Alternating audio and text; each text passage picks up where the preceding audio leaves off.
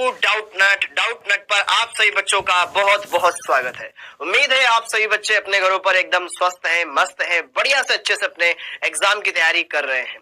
तो आइए बच्चों, आज हम बात करने वाले हैं एक और बहुत ही शानदार चैप्टर जिसका नाम है समावयवता।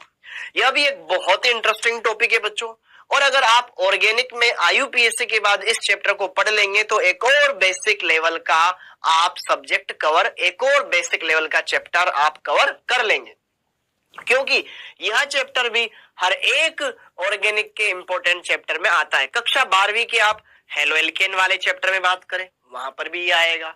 चाहे हम एल्कोहल वाले चैप्टर में बात करें, वहां पर भी इसकी इंपॉर्टेंस है। चाहे हम एल्डिहाइड वाला चैप्टर पढ़ ले, कार्बोक्सिलिक अम्ल पढ़ ले, एमीन पढ़ ले, आप समावयवी वाला शब्द सुनेंगे ही सुनेंगे।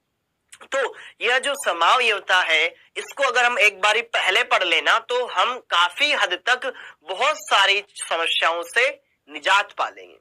अच्छा चैप्टर है, बहुत ही बढ़िया चैप्टर है, और इससे क्वेश्चंस आए हुए हैं बेटा आपके। इस पर बहुत तरह के क्वेश्चंस पूछे जा सकते हैं और पूछे गए हैं। पहला क्वेश्चन, इस यौगिक के कितने समावयवी बनेंगे। दूसरा क्वेश्चन, इन यौगिकों के बीच में आपस में क्या संबंध है। तीसरा क्वेश्चन, कुल कितने उत्पाद बनेंगे, कौन सा उत्पाद ज्यादा स्थायी होगा, कौन सा कम स्थायी होगा, कौन किरेल कार्बन दर रखता है, किसमें दर्पण प्रतिबिंब बनेगा, कौन अपने दर्पण प्रतिबिंब पर अध्यारोपित नहीं हो सकता। इस तरह के अलग अलग क्वेश्चंस बनते हैं। यह क्वेश्चंस आप तभी कर पाएंगे जब आपको इन सारे टॉपिक्स के बारे में बढ़िया से ज्ञान है। उसके बिना आप इस टॉपिक को नहीं कर सकते हो। ओके, तो इन सारी बातों को ध्यान में रखते हुए हर एक लेवल पर आपको बढ़िया परफॉर्मेंस देनी है और अच्छे से इस चैप्टर को समझना है। बहुत अच्छा है, बहुत इंटरेस्टिंग चैप्टर है बेटा, आप इसमें बोर नहीं होंगे। और एक बार आपने ये पढ़ लिया ना, एक तो आईयूपीएससी और एक समावयवता और एक अभी आएगा इसके बाद जीओसी, ये तीन टॉपिक ऐसे हैं, अगर आपने यह कर लिए तो फिर आपको ऑर्गेनिक में दिक्कत आ ही नहीं सकती। फिर आप प्रैक्टिस करते जाए साथ के साथ, फिर दिक्कत आपकी दूर होती चली जाएगी। तो आज हम बात करेंगे यहाँ पर फर्स्ट चैप्टर ऑफ आइसोमेरिज्म, मतलब समावयवता। समावयवता का आज हम पहला लेक्चर देखने वाले हैं। बहुत बढ़िया होना चाहिए बेटा, आप अच्छे से सारी बातों को समझिएगा। इंग्लिश में इसे कहा जाता है आइसोमेरिज्म। ओके ठीक, तो चलिए बात करें इसमें हम क्या क्या टॉपिक है जो कवर करने वाले हैं। इस चैप्टर में हम पढ़ेंगे बेटा सबसे पहले तो समावयवता के बारे में, कि समावयवता होता क्या है। लगभग हर एक बच्चे को थोड़ा थोड़ा आइडिया होगा समावयवता के बारे में, इसने इसके बारे में सुना जरूर होगा। समावयवता कितने प्रकार की होती है। फिर ये दो टॉपिक के बाद एक अलग टॉपिक, असंतृप्तता की कोटि क्या होता है। ठीक है, ये आपने समझ लिया तो आप इसके भी क्वेश्चन लगा लेंगे। ठीक है, एक चैप्टर ये, एक टॉपिक ये भी आता है इसमें। फिर संरचनात्मक समावयवता, फिर इसके प्रकार है। संरचनात्मक समावयवता क्या होती है, इसके प्रकार क्या होता है, इनके बारे में हम देखेंगे। ओके, फिर आता है बेटा त्रिविम में। त्रिविम में हम संरूपण पढ़ेंगे, त्रिविम में हम संरूपण पढ़ेंगे। ज्यामिति और प्रकाशिक को मैं आपको हेलो एल्केन वाले चैप्टर के साथ में पढ़ाऊंगा। ठीक, क्योंकि हम कोशिश करेंगे कि हेलो एल्केन वाले चैप्टर के अंदर इनको कंप्लीट करें, क्योंकि 12th का यह एक बहुत ही इंपॉर्टेंट पार्ट है प्रकाशिक समावयवता, जो हेलो एल्केन वाले चैप्टर में दे रखा है। तो मैं इसको वहां पर आपको पढ़ा दूंगा, ताकि बच्चे ये नहीं सोचेंगे कि सर हमारा हेलो एल्केन कब स्टार्ट होएगा। ठीक है, तो हम इसको संरूपण वाले पार्ट को समझेंगे, फिर ज्यामिति और प्रकाशिक हम हेलो एल्केन वाले चैप्टर में कवर करेंगे। ओके, बहुत ही अच्छे से सारी चीजें समझनी है, अच्छे से क्लियर करना है। आइए आगे बढ़ते हैं। अब आगे की बात, अभी तक हमने क्या क्या पढ़ा वो सारी चीजें हमने देख ली, आईयूपीएससी वाला पार्ट। अब उसके बाद ये एक दमदार चैप्टर है। आज के लेक्चर में हम करने वाले हैं समावयवता क्या होती है, कितने प्रकार है, असंतृप्तता की कोटि क्या है, संरचनात्मक समावयवता और इसके प्रकार क्या है। ठीक है, जितना हो सकेगा उतना आज के लेक्चर में करेंगे, बाकी फिर हम अगली क्लास में करेंगे। ओके, तो चलिए स्टार्ट करते हैं। सबसे पहले समावयवता क्या होती है, व्हाट इज आइसोमेरिज्म। एक बेसिक सा क्वेश्चन जो कि हर एक बच्चे को थोड़ा थोड़ा तो ध्यान होगा कि समावयवता क्या होती है, क्या क्या इसके बारे में बात है। ठीक, ओके। अब बच्चों देखो ध्यान से यार, आपको ना इन छोटी छोटी परिभाषाओं पर ध्यान न दे करके एक बढ़िया अच्छे से क्वेश्चंस पे ध्यान देना है कि यार इस क्वेश्चन में मेरे को क्या पूछा गया है, कैसे कैसे क्या होता है, ये बारीकियां जाननी। तो सबसे पहले तो परिभाषा देख लेते हैं, समावयवता क्या होती है, व्हाट इज आइसोमेरिज्म।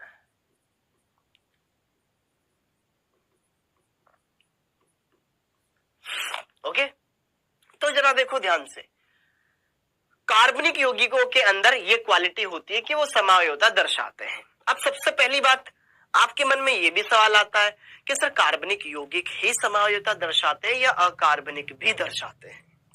तो पहली बात, कार्बनिक यौगिक ज्यादातर समावयवता कार्बनिक यौगिकों के द्वारा ही दर्शाई जाती है, या मैं ऐसा बोलूं कि समावयवता केवल सहसंयोजक यौगिक ही दर्शाते हैं, आयनिक नहीं दर्शाते। क्यों? क्योंकि आयनिक यौगिकों में बंध बनता ही नहीं है, वो तो एक आकर्षण है जिसकी कोई दिशा नहीं होती है, जबकि सहसंयोजक बंध एक दिशात्मक बंध होता है, सहसंयोजक यौगिक ये दर्शाते हैं। तो जरा देखो ध्यान से, पहले परिभाषा लिख लो, ठीक है। वे यौगिक और समावयवता एक तरीके से रिलेशन बताता है, संबंध बताता है कि दो यौगिक एक दूसरे के क्या लगते हैं। ओके, तो सबसे पहली बात, वे यौगिक जिनके गुणसूत्र कहां आ गए इसमें, वे यौगिक जिनके अणुसूत्र समान हो परंतु गुणधर्म भिन्न भिन्न हो, वे एक दूसरे के समावयवी कहलाते हैं।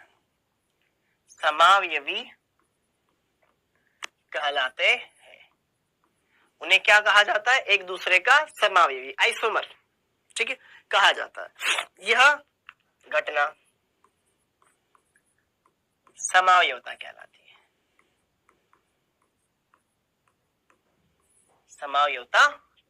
है। आसान है, सरल है, सिंपल है, ठीक है। कोई भी दो यौगिक, जैसे कि देखो मान लो उदाहरण है, एक सामान्य उदाहरण देता हूं, मैंने लिखा C4H10, 4 कार्बन 10 हाइड्रोजन, यही दिख रहा है मेरे को इसमें, और कुछ नहीं दिख रहा। इसकी मैंने दो संरचनाएं बना दी, ये 4 कार्बन मैंने ऐसे बना दिए बेटा, ये 4 कार्बन मैंने ऐसे जोड़ दिए, 3 सीधे बना दिए और एक कार्बन को नंबर 2 पे जोड़ दिया है और उनकी संयोजकताएं संतुष्ट करवा दी। तो यार यह दोनों 4 कार्बन वाले यौगिक है और 10 हाइड्रोजन वाले यौगिक है। 4 और 10 इसमें कार्बन और हाइड्रोजन क्रमशः उपस्थित है, तो परंतु इनकी संरचनाएं अलग अलग है, इनके गुण अलग अलग हो जाएंगे। तो यही गुण क्या कहलाता है? समावयवता कहलाता है। ये दोनों यौगिक एक दूसरे क्या कहलाएंगे? समावयवी कहलाएंगे। अब वो कौन से समावयवी है, क्या है, वो आगे की बातें हैं, ठीक है। तो समावयवी होने की पहली शर्त है अणुओं का अणुसूत्र का समान होना, सबसे इंपॉर्टेंट बात है। नहीं है तो फिर बात की बात है, पहले बात तो ये होनी चाहिए अणुसूत्र समान होना चाहिए। अगली बात है, यह कितने प्रकार की होती है? Type of isomerism.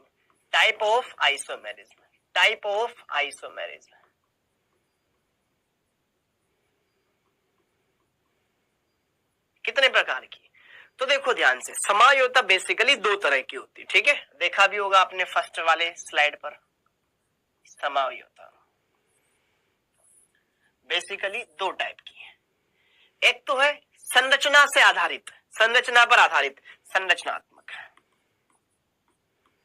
हमने संरचना देखी और उसके आधार पे बता दिया, संरचनात्मक समावयवता। इंग्लिश में इसे बोला जाता है बेटा स्ट्रक्चरल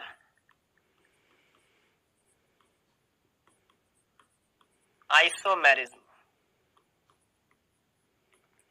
और दूसरा है आपका संरचनात्मक के बाद यहां पर दूसरा है आपका त्रिविम समावयवता।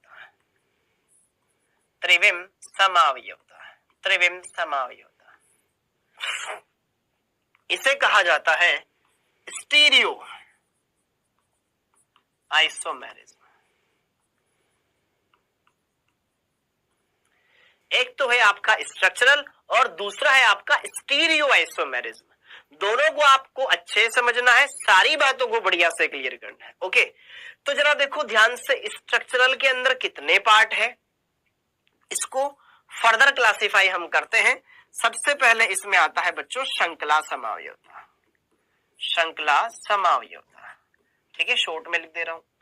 दूसरा होता है आपका श्रृंखला के बाद श्रृंखला चेन पोजीशन, स्थिति समावयवता, स्थिति समावयवता, पोजीशन आइसोमेरिज्म। थर्ड होता है क्रियात्मक समावयवता, मतलब क्रियात्मक समूह पर क्रियात्मक समावयवता। ये तो इतनी सी बात है, तो आपने क्लास 10th में भी पढ़ ली होगी। फिर इसके बाद आता है मध्यावयवता, मध्यावयवता मेटामेरिज्म। इसके बाद आता है वलय श्रृंखला, वलय श्रृंखला समावयवता, वलय श्रृंखला समावयवता। और एक और होती है इसमें बेटा चलावयवता, ये हम आगे पढ़ेंगे। चलावयवता टोटोमेरिज्म, ये यहां पर काम नहीं आएगा, ये जीओसी वाले पार्ट में हम देखेंगे। ठीक है, जीओसी का मतलब है सामान्य कार्बनिक रसायन, सामान्य कार्बनिक रसायन। तो ये वाली बातें हैं। स्टीरियो, त्रिविम के अंदर है बेटा 3 पार्ट, त्रिविम के अंदर 3 पार्ट। एक है संरूपण, संरूपण, संरूपण को इंग्लिश में कहा जाता है कन्फर्मेशन, कन्फर्मेशन। दूसरा होता है बेटा आपका ज्यामितीय समावयवता, इसको इंग्लिश में कहा जाता है जियोमेट्रिकल आइसोमेरिज्म। और थर्ड होता है आपका प्रकाशिक समावयवता, इसे कहा जाता है ऑप्टिकल आइसोमेरिज्म।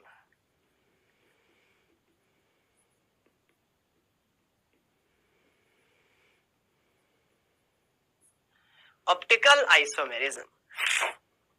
तो आपको मोटे मोटे तौर पर एक बेसिक आइडिया मिल गया है। और देखो ध्यान से, अभी हम क्या करेंगे, अब इस चैप्टर में हमें कितना करना है, आपको मैं पूरा संरचनात्मक पढ़ाऊंगा चलावयवता को छोड़ करके, ये मैं आपको जीओसी वाले सेक्शन में करवाऊंगा। त्रिविम के अंदर यहां पर हम संरूपण देखेंगे और इनके बारे में थोड़ा थोड़ा आइडिया लेंगे, बाकी हम नहीं देखेंगे। बाकी हम कहां देखेंगे, जहां पर हमें जरूरत पड़ेगी। हेलो एल्केन वाले चैप्टर में मैं आपको इनके बारे में बखान करूंगा अच्छे से, शुरुआत इनसे करवाऊंगा मैं। ठीक है, हेलो एल्केन पढ़ाऊंगा तो पहले इनको बताऊंगा। ठीक, ओके, ताकि आप परेशान नहीं होंगे। ओके, अब बहुत सारे बच्चों के मन में डाउट ये आ रहा होगा, सर ये समावयवता है कहां, हमें किस चैप्टर में मिलेगा। शुरुआत में मैंने आपको बता दिया था, वैसे तो इसको पर्सनली दिया गया है। इतना पार्ट, संरचनात्मक वाला पार्ट आपके कक्षा 11वीं में आता है, और ज्यामिति और प्रकाशिक ये क्लास 12th में आता है। ठीक है, संरूपण क्लास 11th में। एल्केन के संरूपण कैसे बनाते हैं, हाइड्रोकार्बन वाला चैप्टर देखना, उसे मिल जाएगा। ओके, तो आपको घबराने की जरूरत नहीं है। एज पर एनसीईआरटी, जो आपका एनसीईआरटी का पाठ्यक्रम है बेटा, उसी के अकॉर्डिंग चल रहे हैं। बस जो नीट के अंदर है ना, इन चैप्टर्स को थोड़ा अलग अलग तरीके से हमने डिस्ट्रीब्यूट किया है। ठीक है, ओके, तो उस हिसाब से हम यहाँ पर पढ़ेंगे। तो अब आगे बढ़ते हैं, आगे बढ़ते हैं, और एक और इंपॉर्टेंट पॉइंट यहाँ पर हम समझने की कोशिश करते हैं। वो सारी चीजें हो गई, अब उन चीजों को रोक करके हम आगे बढ़ते हैं और एक इंपॉर्टेंट पॉइंट डिस्कस करते हैं, असंतृप्तता की कोटि क्या होती है।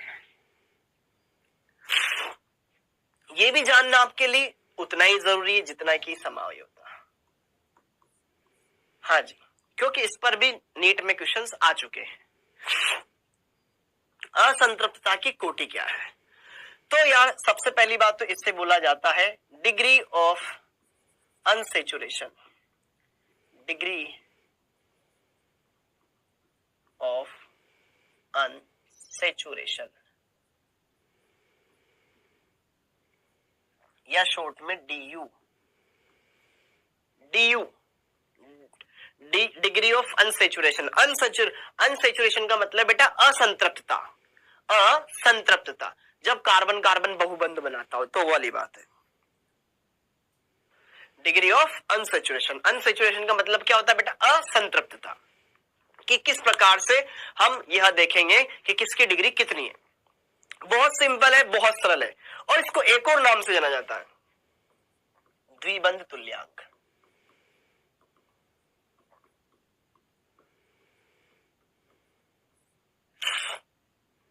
Double bond equivalent.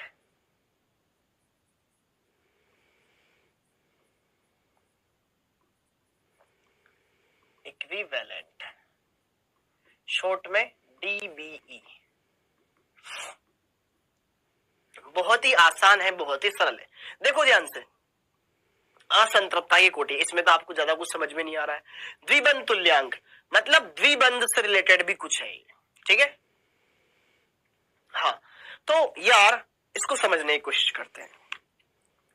कोई भी अगर हम बात करें, कोई यौगिक है जिसमें या तो पाईबंद है या वलय है, या तो पाईबंद है या वलय है या दोनों है।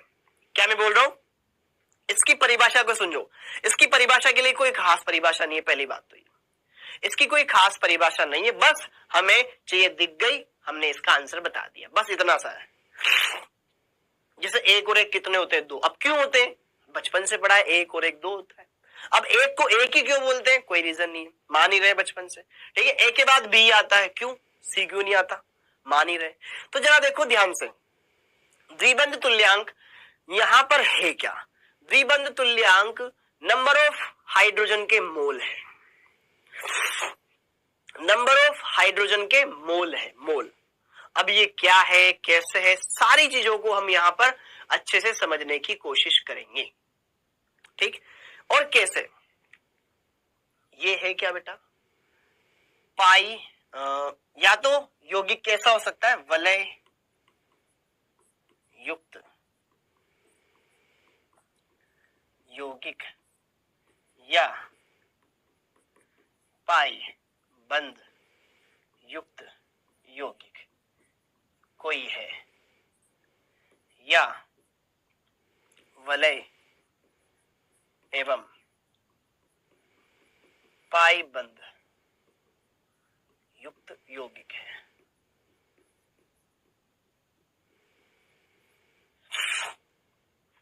कोई भी यौगिक हो, किसी भी तरह का इन तीनों में से, या तो केवल वलय वलय है, या पाईबंद है, या वलय और पाई दोनों है, तो उसको खुली श्रृंखला वाले, खुली, एक बार मेरे को लिख लेने दो बेटा, खुली श्रृंखला वाले कार्बन कार्बन एकल बंद वाले यौगिक में हमें कन्वर्ट करना है। हम क्या करेंगे बेटा? कोई या तो वलय है या पाईबंद वाला यौगिक है, या वलय और पाईबंद दोनों है, तो उसको खुली श्रृंखला वाले यौगिक में हमें कन्वर्ट करना है। तो उसके लिए हम क्या करते हैं? जितने मोल H2 के लगाते हैं, जितने मोल H2 के लगाते हैं, वही कहलाता है उसका डिग्री ऑफ अनसैचुरेशन। जहां N क्या है? H2 के मोल है, यही मोल क्या कहलाता है? आपका DU या DBE कहलाता है। सब समझ में नहीं आया? कोई बात नहीं, इससे कोई फर्क नहीं पड़ता है, बहुत सिंपल सा, मैं अभी बताता हूं। देखो ध्यान से, इतनी बात अभी आप नोट कर लो कि यार कोई असंतृप्त यौगिक है, या कोई वलय वाला यौगिक है, या जिसमें दोनों चीजें हैं, तो उसके अंदर मेरे को क्या करना पड़ेगा? उसको खुली श्रृंखला वाले एकल बंधित कार्बन चेन में मेरे को कन्वर्ट करना पड़ेगा, जिसमें कार्बन कार्बन एकल सिंगल बॉन्ड बनाता हो, ठीक है। तो कैसे? या हर एक के बीच में खुली श्रृंखला वाले एकल बंध वाले यौगिक, खुली श्रृंखला युक्त, ऐसा लिख लो यहां पर, खुली श्रृंखला युक्त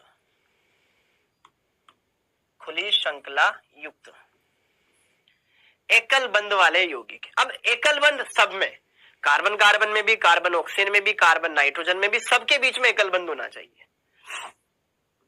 उस यौगिक में कन्वर्ट करने के लिए जितने मोल आपको H2 के चाहिए ना बेटा, वही कहलाता है डिग्री ऑफ अनसैचुरेशन। देखो जैसे कि उदाहरण देखो, समझ में आएगा। उदाहरण,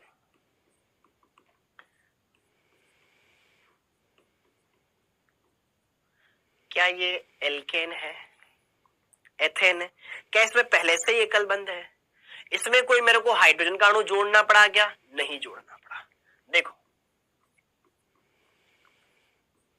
मान लो ये एथीन है,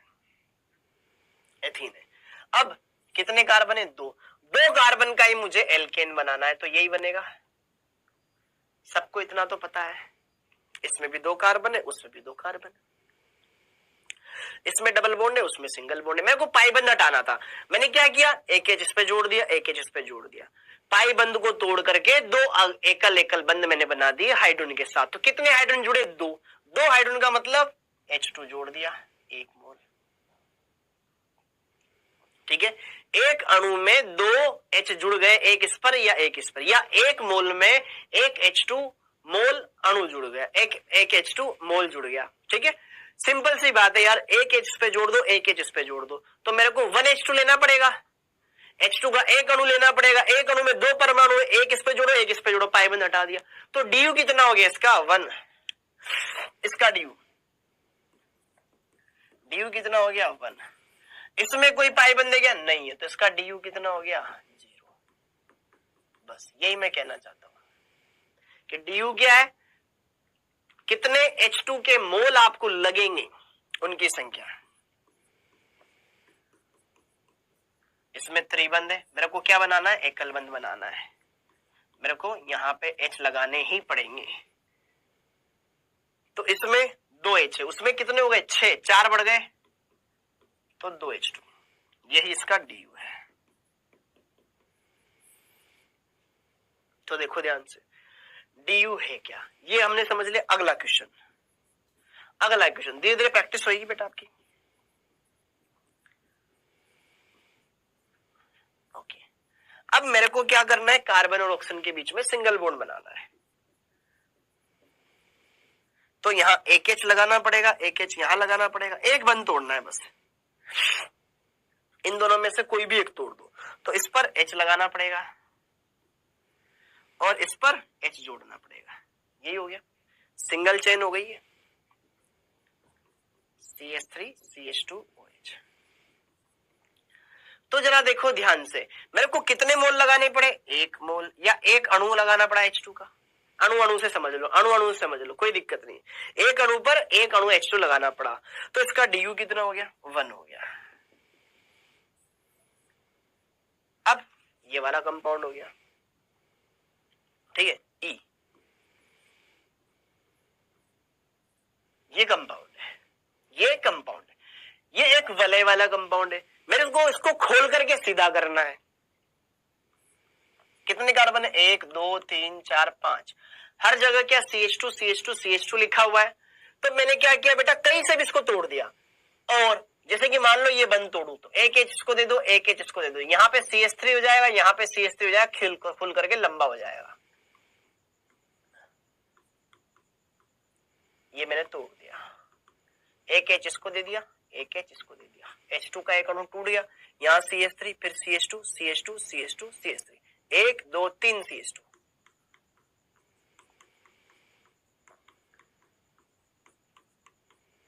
ये इसका डी कितना, 1 है।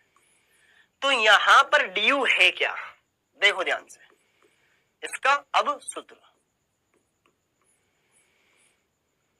डी का सूत्र क्या होता है बेटा, डी या डीबीई का फॉर्मूला सिर्फ इतना होता है, पाई बंद प्लस वलयों की संख्या, number of pi bonds plus number of rings,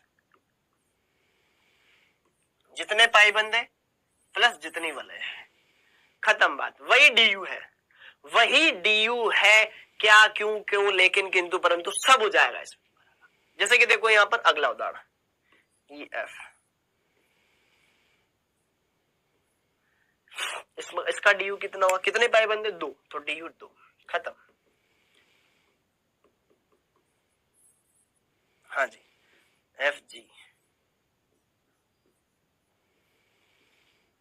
कितने पाई है, 1 पाई है, वलय कितनी है, 1, तो डी कितना हो गया, वलय कितनी है, 1, पाई बंद कितना है, 1, टोटल कितना, 2। ठीक है, समझ में आया बेटा, FGH, वलय कितनी है, 1, पाई बंद कितना है, 1, कितना है, 2, तो डी कितना हो गया, नंबर ऑफ पाई बॉन्ड 2 + 1 3। ठीक है, JIJ,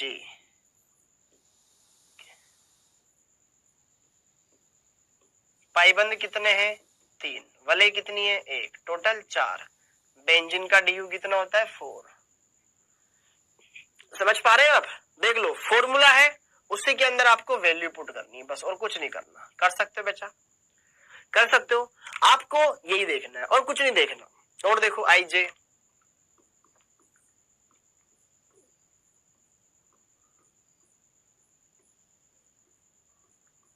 हाँ जी, डी यू पाईबंद कितने हैं 1 2 3 4 5, वलय कितनी है 2, तो डी यू कितना जाएगा 7। है सरल, बहुत सरल है। आई जे के, हाँ जी,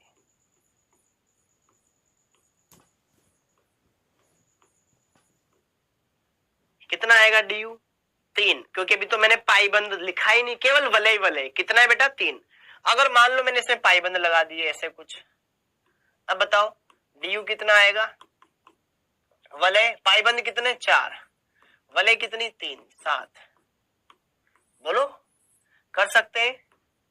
आप कोई भी कंपाउंड ले लो, कैसा भी कंपाउंड ले लो, आप बना सकते हो, ठीक है।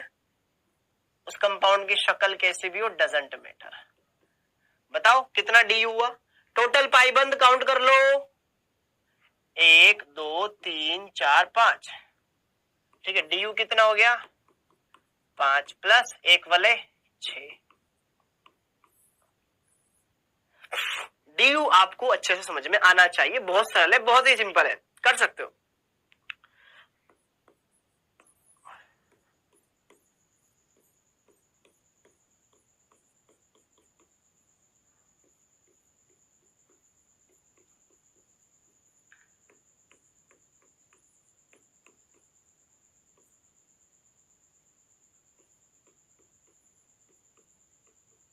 इस कंपाउंड का डी यू बताओ, डी यू पाईबंद काउंट कर लो टोटल, पहले तो पाईबंद देख लो, 1 2 3 हो गए, 3 4 5 6 7 8,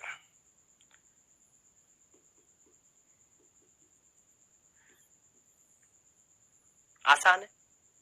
क्या किया मैंने क्या किया, वलय प्लस पाईबंद देखे, वलय प्लस पाईबंद देखे, वलय प्लस पाईबंद देखी, number of rings plus number of pi bones, आगे पाईबंद लिखे हुए पीछे वलय, एक ही तो वलय भाई, बस जिसमें तुम्हारा काम हो जाएगा। बोलो, आसान है समझना, सारी बातों को देखना। एम एन,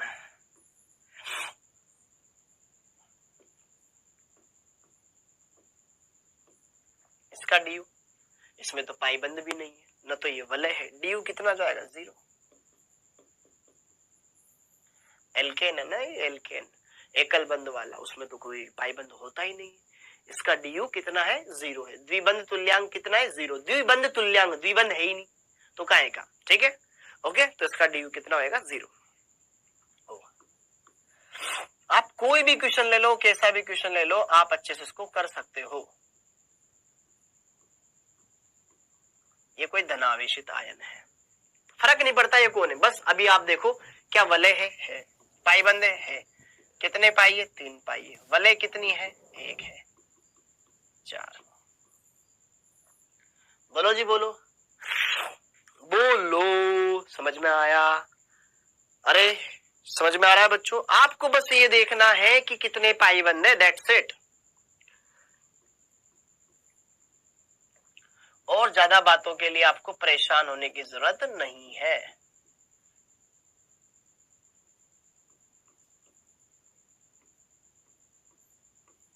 हाँ जी, इसका डी यू कितना हुआ,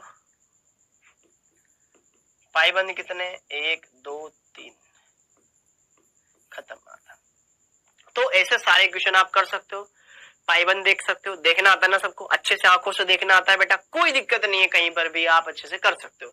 अब मान लो सर सूत्र दे रखा हो तो फिर कैसे करूंगा, अभी तो आपने बता दिया ऐसे वैसे, ऐसे करके वैसे करके, लेकिन अगर मान लो गुरुजी अगर सूत्र दे रखा हो तो कैसे करूंगा, बात तो सही है यार, फॉर्मूला दे रखा है तो कैसे करेंगे। तो देखो ध्यान से, मान लो पी क्यू, आपको कोई कंपाउंड दे रखा है C4H10O का डी यू होगा, अब आप कैसे बताएंगे इसका डी कितना होगा? आप कैसे बताएंगे इसका डी कितना होगा बेटा? पता है, कोई आइडिया? नहीं, अभी तक तो हमने कुछ देखा नहीं। तो जरा देखो ध्यान से फिर फॉर्मूला। इस क्वेश्चन को करें उससे पहले एक फॉर्मूला लिखते हैं। यदि अणुसूत्र दिया हो तो डी ज्ञात करना। बहुत ही आसान है, ये फॉर्मूला ध्यान रख लेना। डी बराबर C+1 कार्बन परमाणु की संख्या plus 1 minus H plus X minus N बटे 2।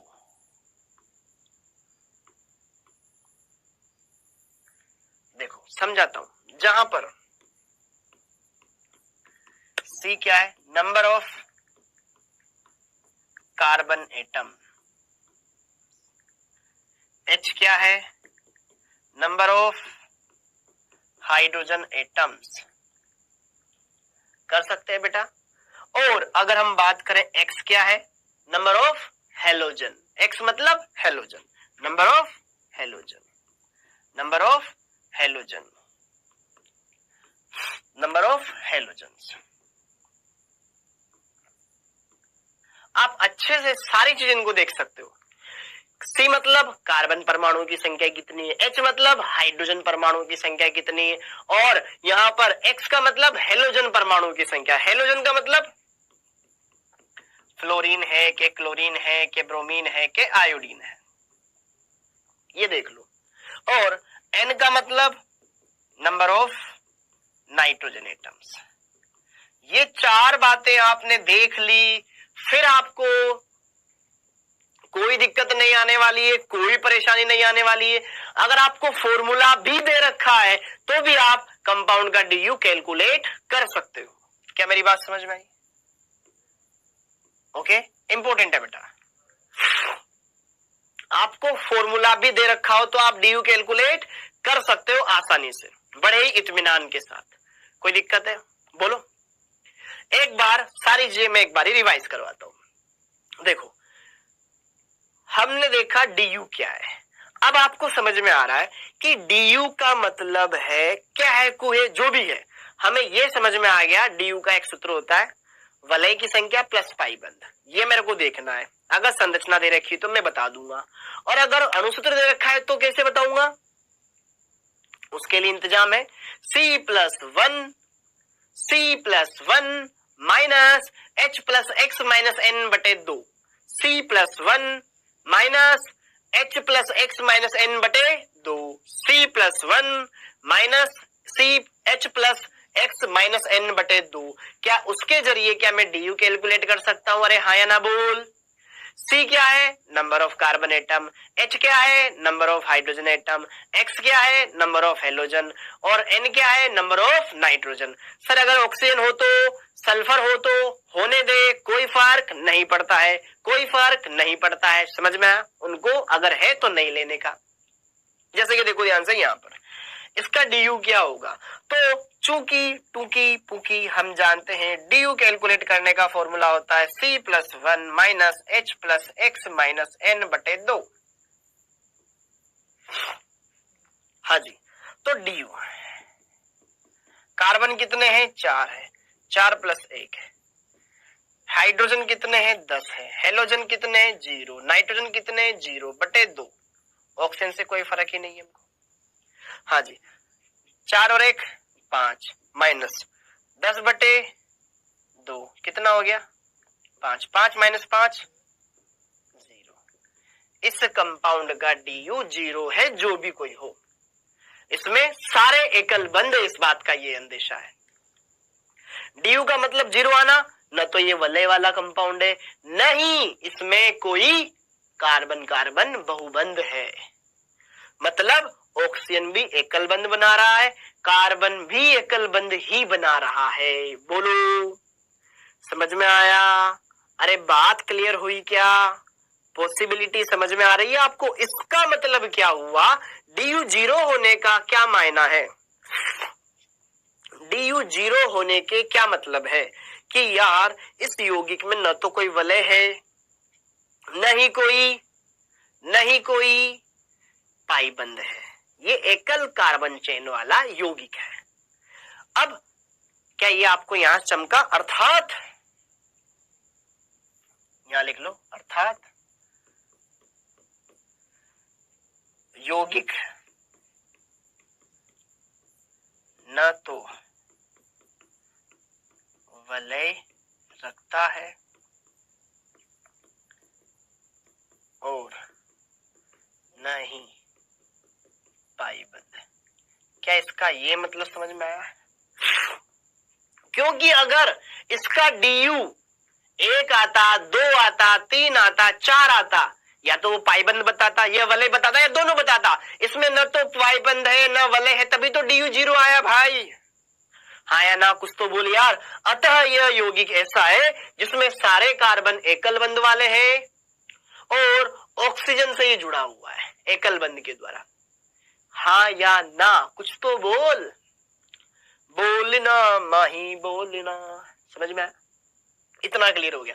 अब ऐसे बहुत सारे यौगिक हो सकते हैं अलग अलग संरचना वाले, ठीक है, लेकिन उनमें कार्बन कार्बन एकल बंध रहेगा और ऑक्सीजन भी एकल बंध के द्वारा ही जुड़ेगा। ये इतना कंफर्म हो गया। क्वेश्चन समझ में आया? OPQ।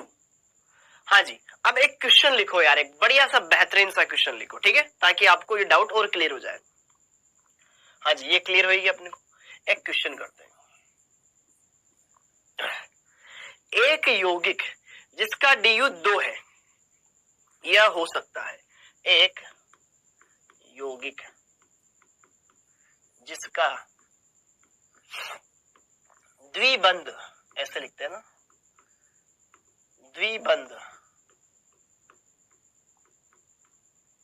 तुल्यांक 2 है, हो सकता है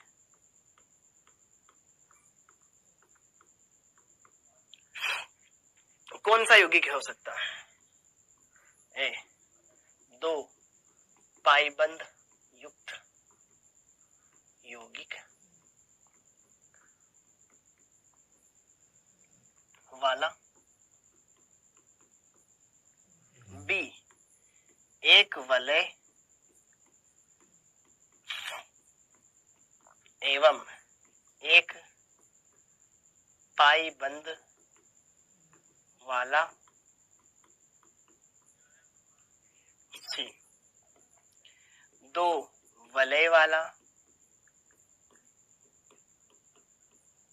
ठीक है, D ठीक है, एक त्रिबंध वाला,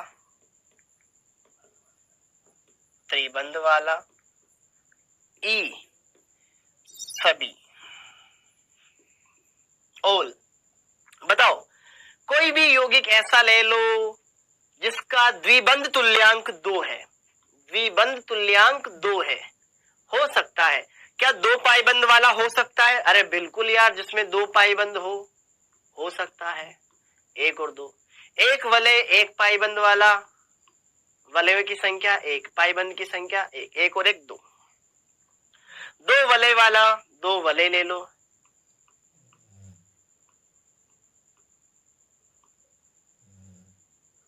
ठीक है। एक त्रिबंध वाला हो सकता है, 2 पाईबंध है ना इसमें सभी। ये भी पॉसिबल है, ये भी पॉसिबल है, ये भी पॉसिबल है, ये भी पॉसिबल है। तो क्या इसका आंसर ई हुआ? सभी पॉसिबल है बेटा। अगर किसी का DU 2 है, इसका मतलब वो वलय वाला हो सकता है, ऐसा हो सकता है, हर तरीके से पॉसिबल हो सकता है। आपको बस ये देखना आना चाहिए कि यार वो कंपाउंड क्या है, बन सकता है कि नहीं बन सकता इनमें से कोई एक। इतनी बातें समझ में आ गई यार? ये बहुत सिंपल चीजें जो मैं आपको करवा रहा हूं। एक बार आपको इसकी फील आ गई ना, तो फिर बात ये अलग है, मजा आ जाएगा, फिर परेशान होने की जरूरत नहीं है। अब जैसे कि देखो, अगली बात, इतनी सारी बातें क्लियर हो गई। अगला क्वेश्चन हो गया ये। अगला क्वेश्चन, क्यूबेन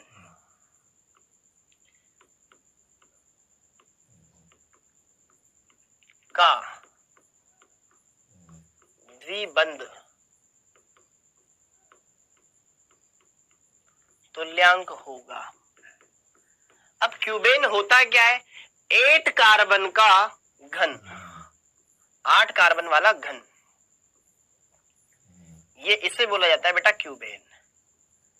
अब इसका द्विबंध तुल्यांक कितना है ये आपसे पूछा गया।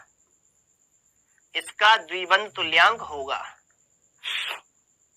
बताओ। Option number 1 4, option number B 5, option number C 6, option number D 7 या ऑप्शन नंबर ई 0। बोलो कैसे करेंगे? दोनों चीजें आपके पास वलय भी दे रखी है, इसको खोल करके सीधा करना है बस, कहीं पर भी एक दूसरे से वलय नहीं बननी चाहिए। ठीक है, बताओ कितना होगा इसका आंसर? बोलो, खोल करके सीधा करना है बस, वलय मत बनाना कहीं पर भी। आराम से आप इसको कर सकते हो, बहुत ही सिंपल है, बहुत ही सरल है। ठीक है, देखो ध्यान से, कंफ्यूज होने की जरूरत नहीं है। कार्बन देख लो, कितने कार्बन है? जितने कोने हैं, 1 2 3 4 5 6 7 8। एक कोने से 3 किनारे निकल रहे हैं, 1 2 3, मतलब ये कार्बन 3 बंध बना रहा है। ऐसे ही हर एक कार्बन 3 बंध बना रहा होगा। टोटल कार्बन कितने हो गए? 8। हर एक कार्बन पर क्या एक एक हाइड्रोजन जुड़ रहा है? क्या मेरी बात से संतुष्ट हो? क्या हर एक कार्बन से एक एक हाइड्रोजन जुड़ रहा है? बोलो ना यार। तो C8H8 हुआ कि नहीं हुआ? हुआ। अब जरा देखो ध्यान से, चूंकि हम जानते हैं du की गणना करने का सूत्र होता है C+1 माइनस H+X-N/2। तो C कितना हो गया? 8 + 1 9, माइनस H कितने? 8 है। हाइड्रोजन हेलोजन कितने? 0, नाइट्रोजन कितने? 0/2। तो 9 माइनस 8/2, 8/2 कितना होता है? 4। तो 9 माइनस 4 बोले तो क्या? 5। फॉर बॉम्बे। बोलो, इजी वे में आप आराम से कर सकते हैं, जो तरीका आसान लगे। और दोनों चीजें हैं। अगर मैं इसकी संरचना को देखूं तो यार बहुत बार कंफ्यूज होऊंगा। क्यों ही कंफ्यूज होना? फॉर्मूला लगाना है ना, पेपर दे रहे हैं हम। ठीक है, कंपटीशन है। कंपटीशन का मतलब है जो पहले करेगा उसके सेलेक्ट होने के चांस ज्यादा है ना, टाइम बचाना है। ठीक, तो या तो फॉर्मूला लगाओ या ऐसे कर लो, जो सरल पड़ जाए उससे निपटा लो। अब आगे बढ़ते हैं। ये कदम हो गया, सबको समझ में आया बेटा? बहुत ही अच्छा था, बहुत ही आसान था। अब आगे तो भाई साहब, द्विबंध तुल्यांक वाला पार्ट क्या सबको समझ में आया? क्या द्विबंध तुल्यांक वाला पार्ट सबको समझ में आया?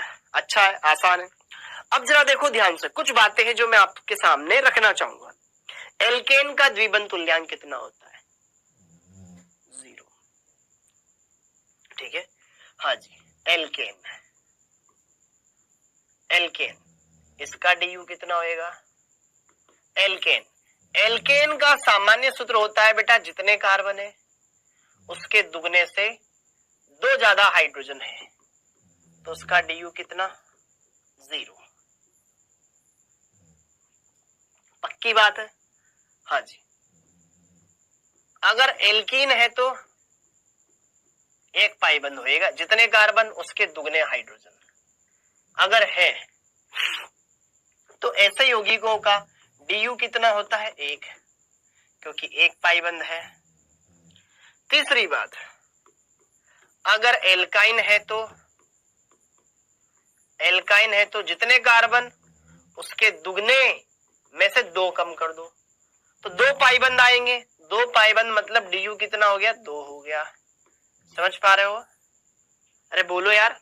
अगला, एल्का डाइईन है, तो एल्का डाई 2 डबल बॉन्ड है, तो 2 पाई बंद हो गए। तो इनका कोई सामान्य सूत्र अपन को नहीं लिखना है। du कितना हो गया? इसका भी 2 हो गया। समझ में आ रही मेरी बात?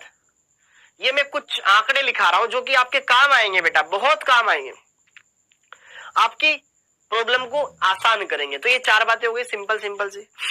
अब देखो ध्यान से आगे, ये तो सरल है। ठीक है, एक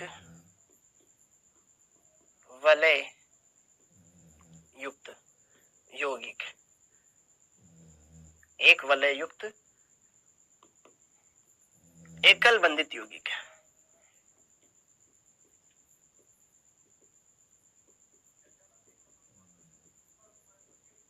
बंधित यौगिक। इसका DU कितना होएगा? इसका DU होगा 1, क्योंकि 1 वाले है। हाँ जी, ये हो गया। अब इनके बाद आते हैं कुछ और। तो जरा देखो ध्यान से, ये संरचनात्मक समायोजकता हम बाद में कर लेंगे, पहले कुछ काम की बातें देख लेते हैं, ठीक है। छोटी छोटी बातें, बेटा DU खत्म हो गया, लेकिन मैं चाहता हूं कुछ और चीजें जो आप समझ सको बढ़िया से। ये हो गया E। कुछ यौगिक है और उनके साथ में सामान्य सूत्र दे रखे हैं, आपको ये आना चाहिए। अच्छा, एक और ऐसे ही F, साइक्लोएल्केन। साइक्लोएल्केन, साइक्लोएल्केन बोले तो जैसे कि साइक्लोप्रोपेन, साइक्लोब्यूटेन, साइक्लोपेंटेन, साइक्लोहेक्सेन, ऐसे आदि। सबका DU कितना है बेटा? इन सबका DU कितना है? 1 है। ये E और F एक ही बात है। कितने कार्बन इसमें? 3 कार्बन है। कितने हाइड्रोजन है? 6 है। कितने कार्बन है? 4 है। हाइड्रोजन कितने? 8 है। कितने कार्बन है? 5 है। हाइड्रोजन कितने? 10 है। देखो एक बार दिख जाएंगे। कितने कार्बन है? 6। एक कार्बन 2 बंध बना रहा है, तो 2 बचे बंध हाइड्रोजन से बना रहा है। यहाँ CH2 CH2 CH2 CH2 CH2 CH2, हर एक कार्बन से 2 हाइड्रोजन है, तो C6H12 हो गया। अरे भाई, इसका सूत्र भी जितने कार्बन है उसके दुगने हाइड्रोजन वाला ही हुआ। क्या एल्कीन और साइक्लोएल्केन दोनों का सूत्र एक जैसा होता है? लेकिन वो तो एल्कीन है, ये साइक्लोएल्केन है। तो ध्यान रखें, अगर आप कहीं देखें C3H6, तो छोटे बच्चों की तरह ये ना बोले कि सर ये तो प्रोपीन है। ये प्रोपीन हो सकती है, साइक्लोप्रोपेन भी हो सकता है। क्या मेरी बात समझ में आ रही है? क्या मेरी बात समझ में आ रही है? आज के लेक्चर में मैंने कुछ ज्यादा इंटरेस्टिंग चीजें पढ़ाई नहीं है, बिल्कुल बेसिक सी बातें है बेटा, जो हर एक बच्चे को आनी चाहिए, जेन्युइन बातें। देखो ध्यान से, साइक्लोएल्केन में जितने कार्बन है उसके दुगने हाइड्रोजन होते हैं। चाहे आप कोई भी उठा के देख लो, इसमें 3 कार्बन का साइक्लोप्रोपेन, 4 कार्बन का साइक्लोब्यूटेन, 5 का साइक्लोपेंटेन, 6 का साइक्लोहेक्सेन, जितने कार्बन है उसके दुगने हाइड्रोजन है। ओके, तो कहीं ना कहीं आपको ये पता लगना चाहिए कि यार इसका भी सूत्र जितने कार्बन है उसके दुगने हाइड्रोजन वाला ही एल्कीन के जैसा ही है। तो आप ये ना बोले अरे सर इनको तो सूत्र, हमें तो ये तो प्रोपीन पढ़ाया था बचपन में, ये तो साइक्लोप्रोपेन कैसे बन गया? हो सकता है, ठीक है। आगे ये बाद में। हाँ जी, अब आगे उसी तरीके से कुछ क्रियात्मक समूह, एल्कोहल। एल्कोहल, एल्कोहल में क्रियात्मक समूह क्या होता है बेटा? OH। अगर मैं इसको एल्किल ग्रुप से जोड़ दूं तो ROH, ये एक एल्कोहल कहलाता है। इसको एल्कोहल बोलते हैं। ROH कहीं दिख जाए आपको, किसी कार्बन चेन से OH जुड़ा हुआ है, उसके अलावा और कोई क्रियात्मक समूह नहीं, तो उसको एल्कोहल बोलते हैं हम। और दूसरा होता है ईथर, ROR। ऑक्सीजन के दोनों तरफ कार्बन कार्बन जुड़े होते हैं। इन दोनों का सामान्य सूत्र निकल कर आता है बेटा, इन दोनों का सामान्य सूत्र एक ही जैसा होता है, एक ही जैसा होता है। जितने कार्बन उसके दुगने से 2 ज्यादा हाइड्रोजन और 1 ऑक्सीजन।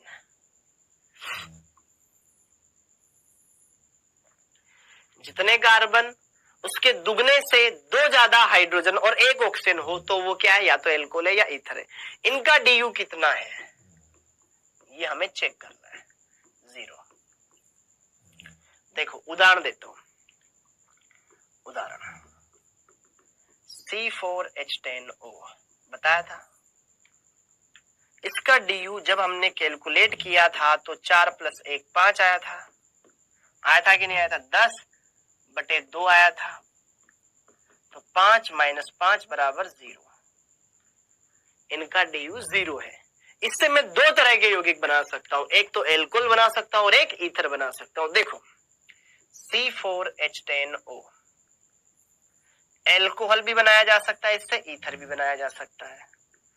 अब एल्कोहल ही बहुत सारे बनाए जा सकते हैं, हम कोई एक बना लेंगे, और ईथर भी बहुत सारे बनाए जा सकते हैं, हम कोई एक बना लेंगे। ईथर में ROR, कार्बन कार्बन जुड़े होते हैं। इन दोनों का सामान्य सूत्र निकल कर आता है बेटा इन दोनों का सामान्य सूत्र एक ही जैसा होता है, एक ही जैसा होता है। जितने कार्बन उसके दुगने से 2 ज्यादा हाइड्रोजन और 1 ऑक्सीजन।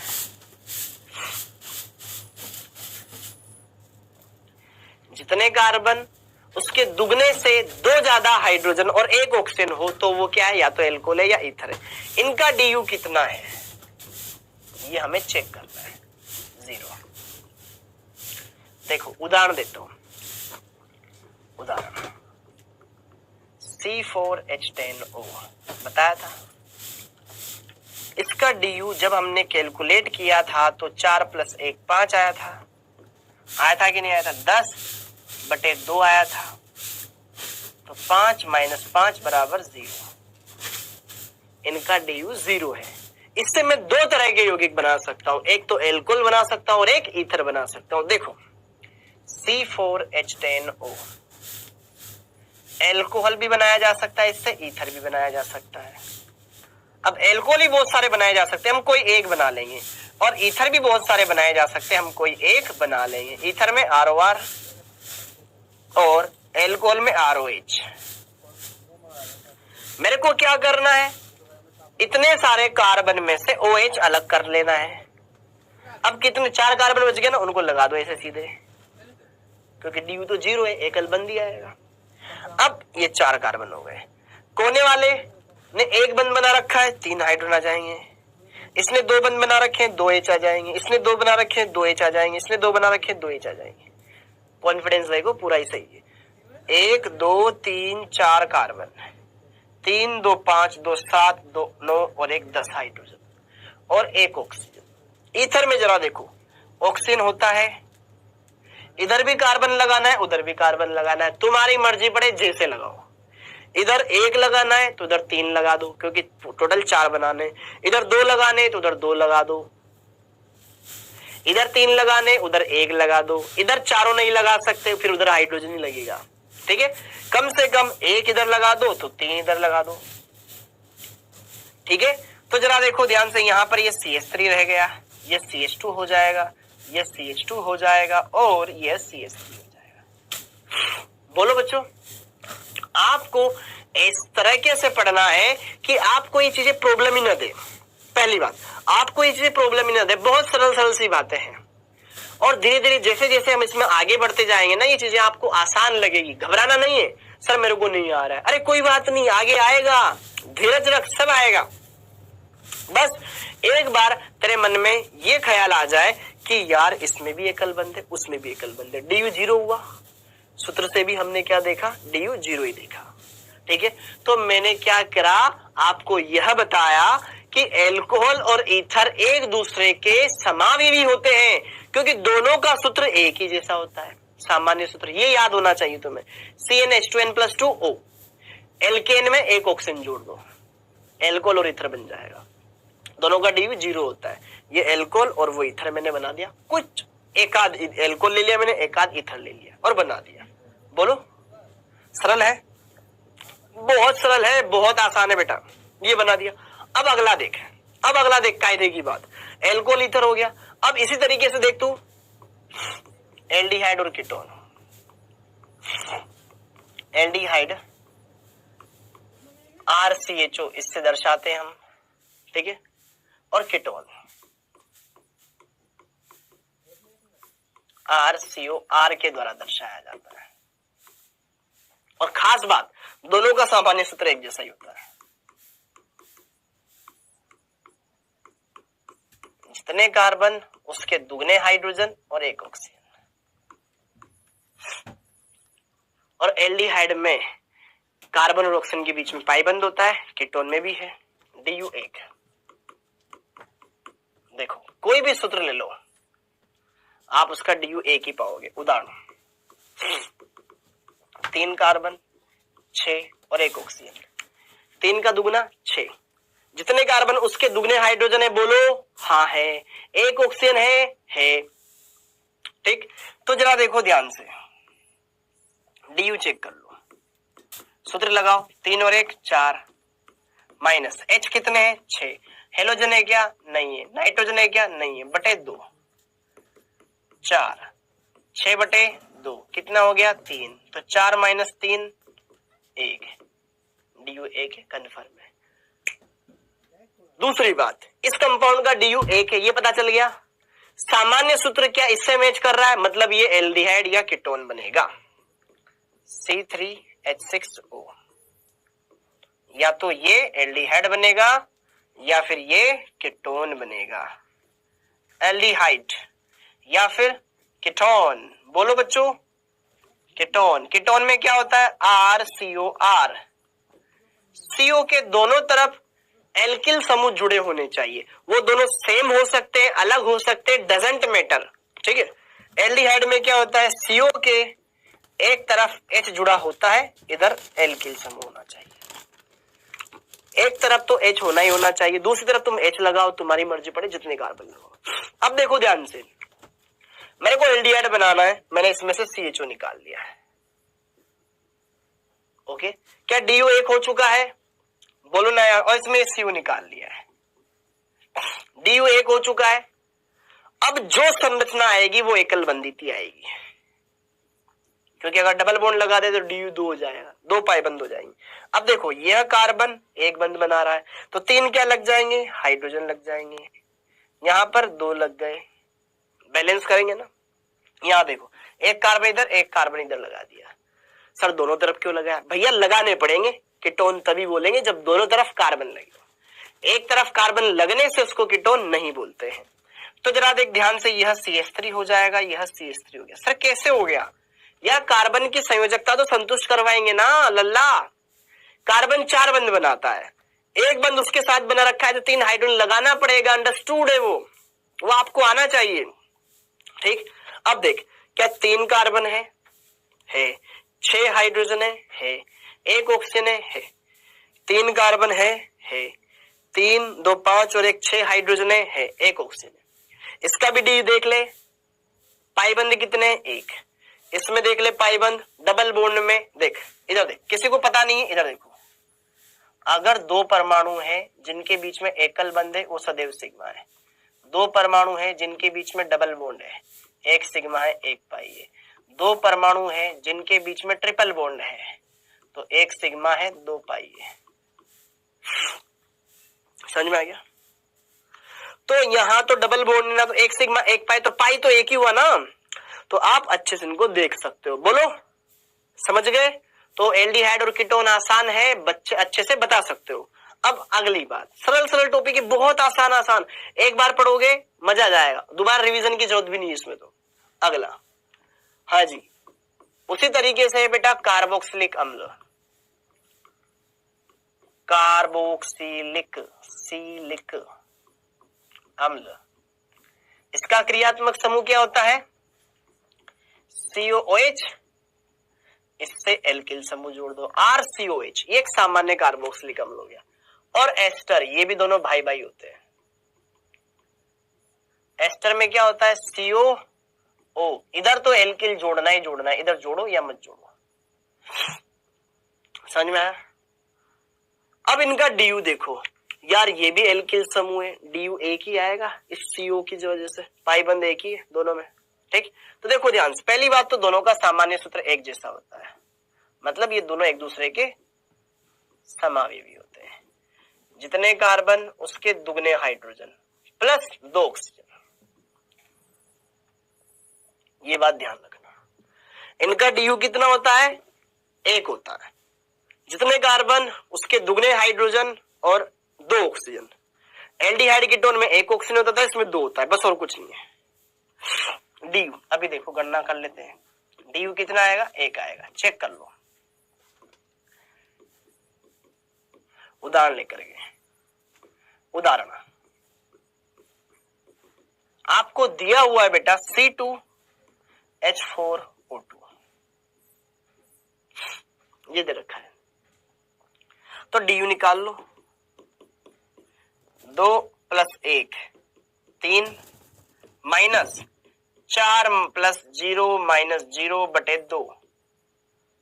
हाइड्रोजन कितने, 4 है, हेलोजन है क्या, नहीं है, नाइट्रोजन है क्या, नहीं है, 3 - 4/2, 2 3 - 2 एक एक।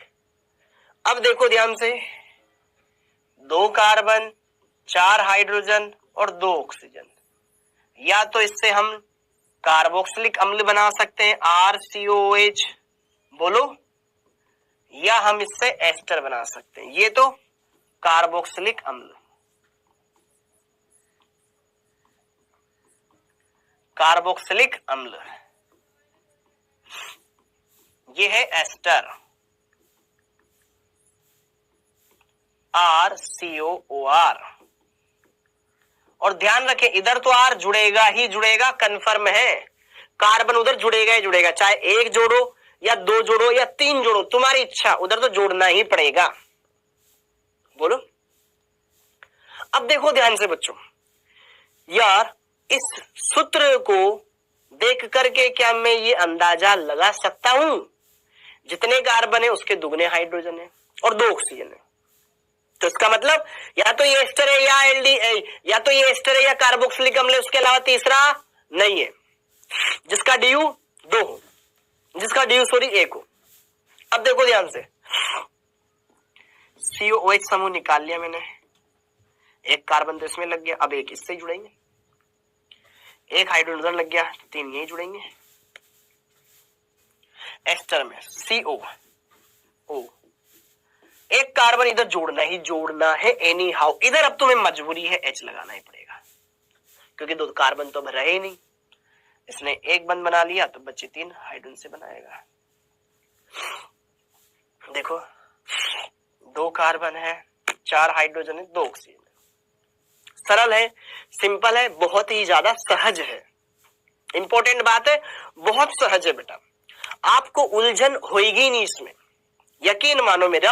आप बहुत आसान तरीके से इनका नाम, इनको देख सकते हो, इनका DU देख सकते हो।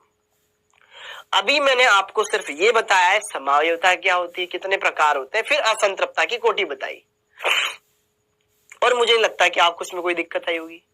दिक्कत ये आ सकती है कि सर अभी हम कुछ चीजें समझ नहीं पा रहे हैं या पकड़ नहीं पा रहे हैं। जैसे कि सर DU वाला पार्ट तो आसान था, लेकिन जैसे आप अभी ये सूत्र बना रहे हो ना, ये चीजें थोड़ी बहुत हमें दिक्कत दे सकती है। हमें ये क्लिक नहीं कर रहा है सर ये सूत्र कैसे बनाया आपने। तो बच्चों मैं आपसे ये बोलना चाह रहा हूं कि पहली बात तो आपको ये पता होना चाहिए कि क्रियात्मक समूह किसमें कौन सा होता है। कार्बोक्सिलिक में ये होता है, एस्टर में ये होता है, एल्डिहाइड में ये होता है, कीटोन में ये होता है, एल्कोहल में ये होता है और ईथर में ऐसा होता है। पहली बात तो ये। दूसरी बात, DU के दोनों, DU से किसी भी यौगिक का DU ज्ञात करना और DU से उस यौगिक का पता होना कि यार ये कैसा यौगिक हो सकता है। अगर किसी का DU 0 है मतलब उसमें एकल बंध है, किसी का DU 1 है तो या एक वलय हो सकती है या एक पाइबंद हो सकता है, किसी का DU 2 है तो या तो 2 पाइबंद हो सकते हैं या एक त्रिबंध हो सकता है, एक वलय एक पाइबंद हो सकता है या 2 वलय हो सकती है। ऐसे दिमाग में थोड़ा एनालाइज करना पड़ेगा चीजों को, तो आप आराम से कर लेंगे। बहुत सरल है, बहुत ही सहज है बेटा, ठीक है। तो यह मोटा मोटा बात जो मैंने आपको बताया, क्या हजम हुआ, थोड़ा थोड़ा डाइजेस्ट हुआ, धीरे धीरे होना चाहिए। और अगर नहीं हो रहा है तो धीरे धीरे इसको आप डाइजेस्ट करें, कोई बड़ी बात नहीं है, बहुत सिंपल है, बहुत आसान है। क्योंकि एक बार आपने DU पकड़ लिया ना, फिर कोई दिक्कत नहीं, ठीक है। ओके, कार्बोक्सिलिक अम्ल वगैरह इन सारी बातों को आपने अच्छे से समझ लिया होगा। अब बाकी बातें हम नेक्स्ट लेक्चर में करेंगे। ओके, थोड़ी मेरी तबीयत भी खराब है, ओके, लग ही रहा होगा आपको। अब बाकी बातें हम देखेंगे बेटा नेक्स्ट लेक्चर में। तो चलिए फटाफट से कर लेते हैं बेटा 1 मिनट रिवीजन कि आज के लेक्चर में हमने क्या देखा। आज के लेक्चर में हमने बात करी बच्चों कि व्हाट इज आइसोमेरिज्म, समावयवता क्या है, कितने प्रकार की होती है और किस तरीके से हम इसको समझ सकते हैं, उनके बारे में हमने बात की। और यकीन माने आप डे 1 से बढ़िया से नोट्स बनाएंगे तो आपको कहीं पर भी कोई दिक्कत नहीं आएगी। बहुत ही आसान टॉपिक है, हर एक बात अच्छे से मैं बताऊंगा, हर एक बात को अच्छे से मैं कवर करवाऊंगा बेटा। ओके, बस आपको सारी चीजें अच्छे से समझनी है। तो अब चलिए क्विज लगाते हैं। क्विज जिसका पहला प्रश्न आपकी स्क्रीन पर ये रहा, ये श्रृंखला समावयवी वाले टॉपिक से ये अपना हो नहीं पाया, ठीक है, लेकिन आप एक बार ट्राई करो, ठीक है। श्रृंखला समावयवी पढ़ा तो होगा थोड़ा श्रृंखला के बारे में। निम्न में से श्रृंखला समावयवी है? कौन से दो कंपाउंड एक दूसरे के श्रृंखला समावयवी है? चेन आइसोमर है।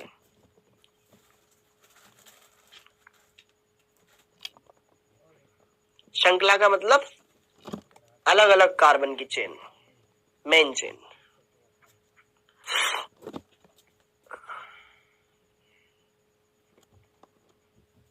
बताओ बच्चों। 1, 2, 3 या 4? अच्छे से देखो और बताओ। नेक्स्ट, यौगिक जिनके अणुसूत्र समान हो परंतु गुणधर्म भिन्न हो कहलाता है। बहुत ही बेसिक क्वेश्चन। यौगिक जिनके अणुसूत्र समान हो परंतु गुणधर्म भिन्न हो कहलाता है।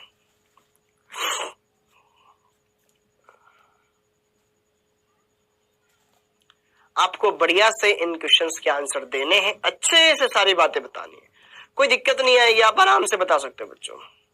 ठीक, ओके। तो आइए बात करें दोनों प्रश्नों के आंसर में। कौन सा यौगिक श्रृंखला समावयवी?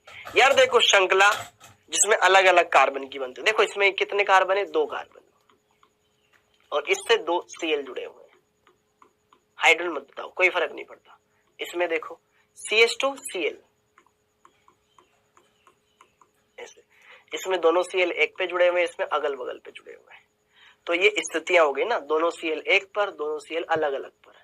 इसमें जरा देखो C, फिर 2 CH2, फिर CH3।